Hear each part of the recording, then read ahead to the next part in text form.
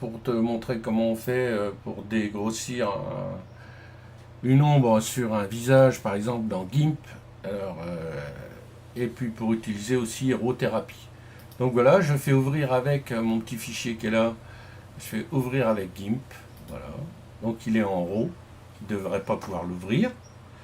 Donc il va lancer ce qu'on appelle, regarde en bas là, la petite application RAW-thérapie, d'accord, qui m'ouvre une fenêtre. Et donc il me dit bienvenue dans le plugin machin, hein, voilà, validé. Et donc il me suffit de fermer la fenêtre, voilà, pour qu'elle apparaisse dans GIMP. Et donc GIMP me demande si je veux conserver le profil couleur ou si je veux le convertir. Voilà. Et donc je me retrouve donc avec cette fameuse image là qui va me permettre, elle, d'éclaircir le visage là qui est pas bien. Donc je vais faire un petit coup de loupe, voilà déjà, pour voir un petit peu, et je vais dupliquer, comme je te dis, mon calque. Voilà, dupliquer le calque. Et je vais travailler uniquement sur la copie du calque. Je vais prendre l'outil lasso, voilà, je vais agrandir un petit peu plus, voilà, prendre l'outil lasso, et je vais sélectionner donc la zone d'ombre qui m'intéresse. Alors tu verras, il y a une deuxième zone d'ombre sur l'épaule, mais je m'en suis pas occupé. Parce que c'est justement pour te montrer la différence après la correction. Voilà. Donc, alors je te préviens tout de suite, ça ne sera pas parfait parce que là je le fais à l'arrache.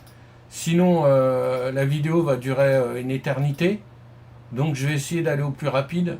Voilà. Pour que la vidéo soit pas trop grosse à télécharger. Voilà. Donc, je vais pouvoir... voilà. Donc, on va faire... Hop.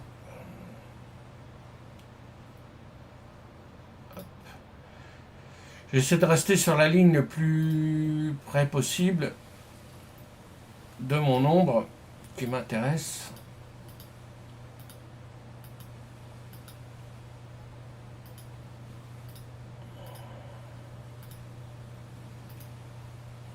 Je fais grosso merdo, hein, juste histoire de dire que voilà, que je fais un truc sympa. On s'en fout que ça soit flou pas. Voilà, hop, tac, tac, tac. Je ferme. Et donc là maintenant j'ai une sélection. Et donc dans cette sélection, ce que je veux moi, c'est récupérer donc la zone d'ombre. Donc je vais revenir à une taille raisonnable. Une fois que j'ai ça, donc, je passe donc dans les outils couleurs. Ok, je vais dans exposition. Dans exposition, j'ai l'exposition qui est là, bien sûr. Et là, voilà. Je vais pouvoir travailler sur l'expo et avoir une couleur à peu près correcte, de façon à avoir le visage. Voilà. Là, elle me semble correcte. Hein. J'aurais pu faire mieux, j'aurais pu le faire plus fort, mais non. Alors voilà. Donc je valide. Une fois que j'ai validé cette partie de l'image, je vais dans sélection, je fais aucune. Voilà. Et donc là, le problème, c'est que j'ai un petit liseré ici. Donc moi, sur la première image, j'avais corrigé tout partout. Là, je vais juste te montrer pour corriger une partie. Voilà, à toi après, si tu veux. Donc moi, j'avais utilisé l'outil tampon. Et avec l'outil tampon, il suffit de sélectionner avec la touche contrôle, bien sûr, une partie source, voilà, que je vais. Voilà. Donc, hop, on sélectionne notre partie source.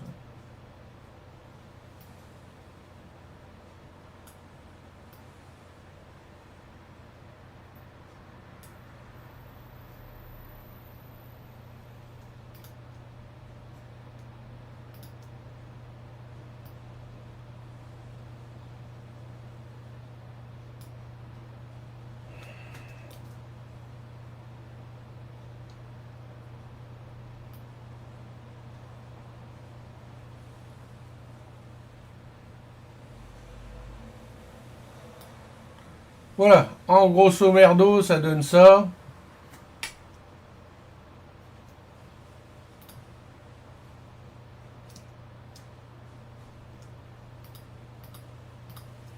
Bon, c'est pas parfait, mais voilà, le visage était corrigé. Alors, si tu es plus précis dans tes sélections, machin, donc après, il suffit de faire exporter sous, d'accord, de façon à pouvoir enregistrer, voilà, exporter, voilà, donc tu peux faire JPEG, hein, par exemple, voilà.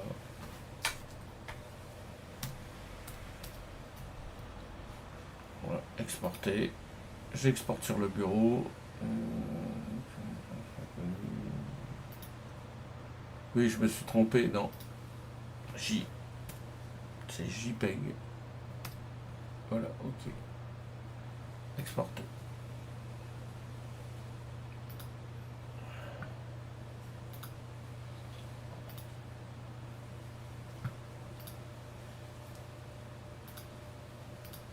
Je quitte Gims et là j'ai de nouveau mon image transformée. Voilà. J'espère que cette petite vidéo t'a démontré un petit peu quelques trucs. Après, je te referai une vidéo avec juste ombre et lumière. Voilà.